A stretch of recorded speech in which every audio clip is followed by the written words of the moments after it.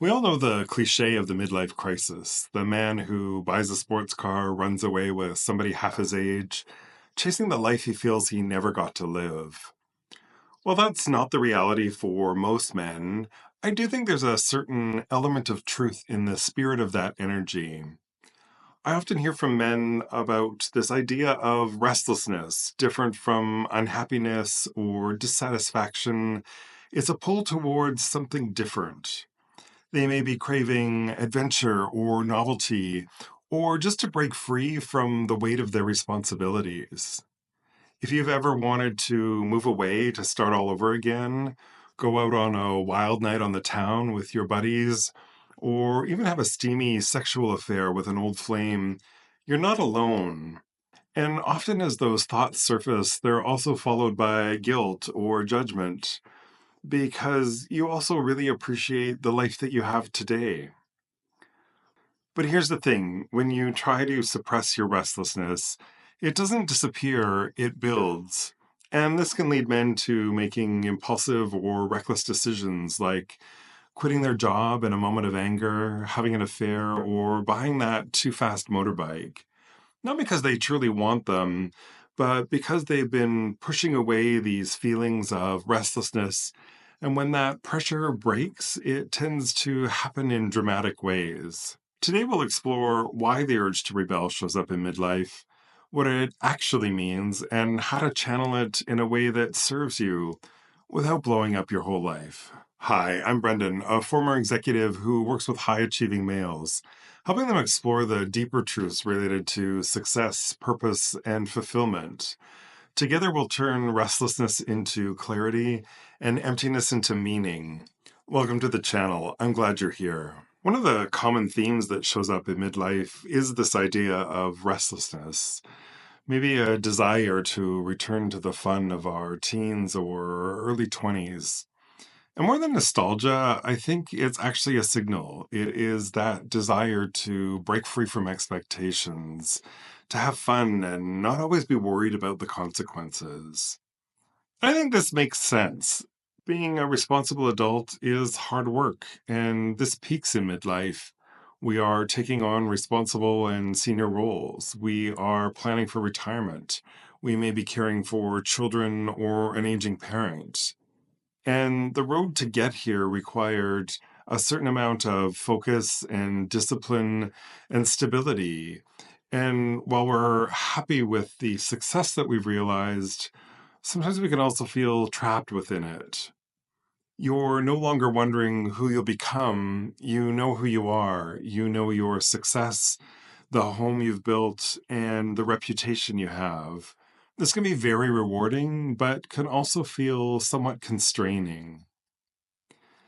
And I think the urge to rebel sits within this. It is that desire to break out and to just have some carefree fun, to be back in a time when we were only responsible for ourselves, which may have been a good thing because we weren't quite nearly as good as we are at it now. To be able to jump into a situation and not fully know how it was going to turn out. This is the root of that wild horse energy. And just as often we're wanting to deny it or suppress it or pretend it's not there. I think what I want you to know is I believe that there is room for both, for the acknowledgement of that restless energy and to still appreciate who and what you have in your life. Because when we try and suppress all of that restlessness, we can end up making more impulsive and extreme choices. Our goal isn't to get rid of these feelings of restlessness. It's actually to understand it and to be able to move forward with clarity rather than desperation.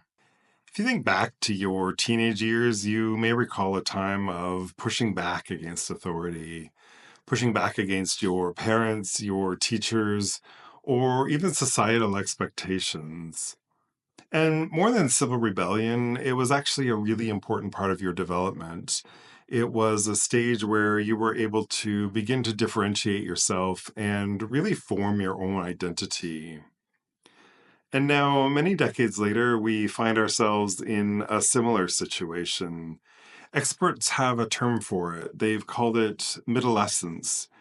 Coined by gerontologist Barbara Waxman, it speaks to all of the great changes and upheavals that happen, the revisiting and shifting of our identity, and discovering new possibilities that may now exist in our lives in this new identity. We're pushing back on a version of self that was formed through external expectations or approvals.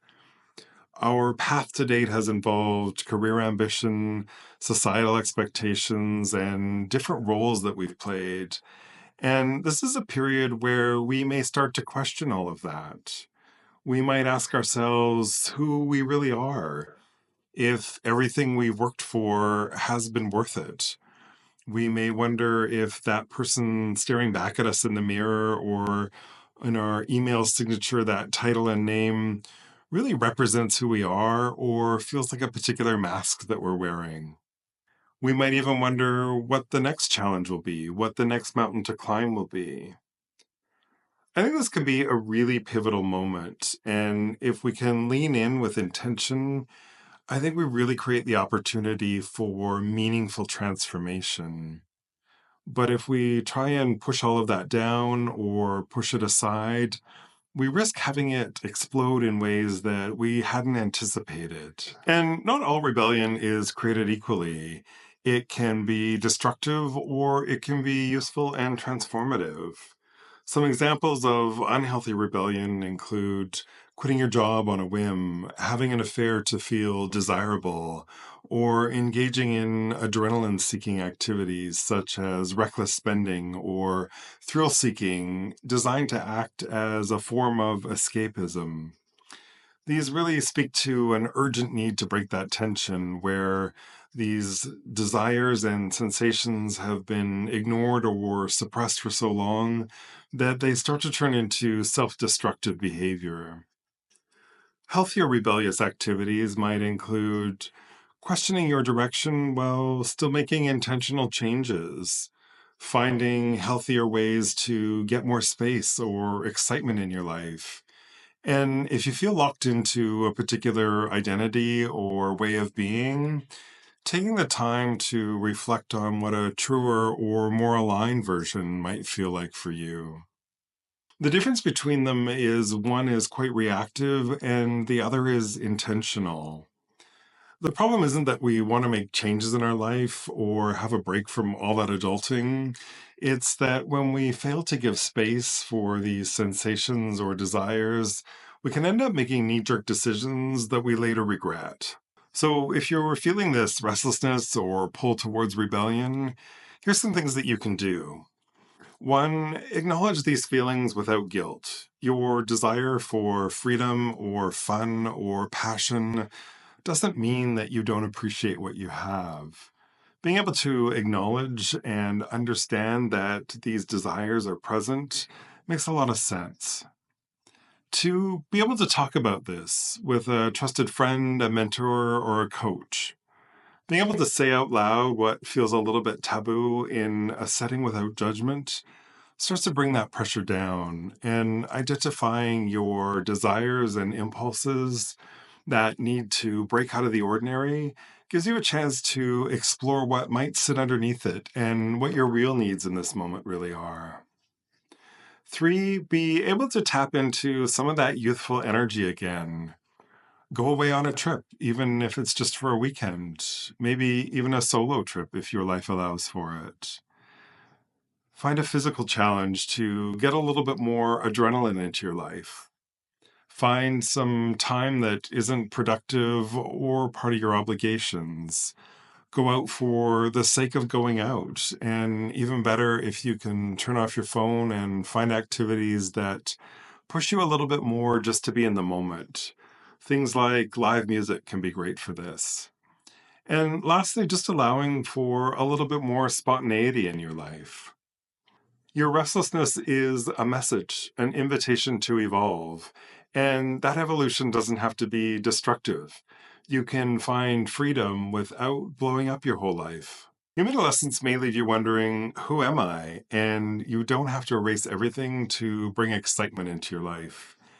Give yourself permission to explore, to find ways of disrupting your daily habits and creating more space for joy. Figure out how to rebel by releasing obligations that no longer fit or connections that don't make you feel good. When we suppress that desire for freedom, it can come out sideways. But if we listen to it, we can integrate it into our lives in a way that we don't regret. I'd love to hear from you. Have you experienced this midlife restlessness, and how have you managed it? Feel free to share your thoughts in the comments below. And if you're going through your own version of adolescence and need a little bit more guidance and support, feel free to check out the coaching packages, tools, and resources on my website at brendanabbott.com. There's a link in the description. And now you can go out and rebel, but this time with a cause. I'll see you next time.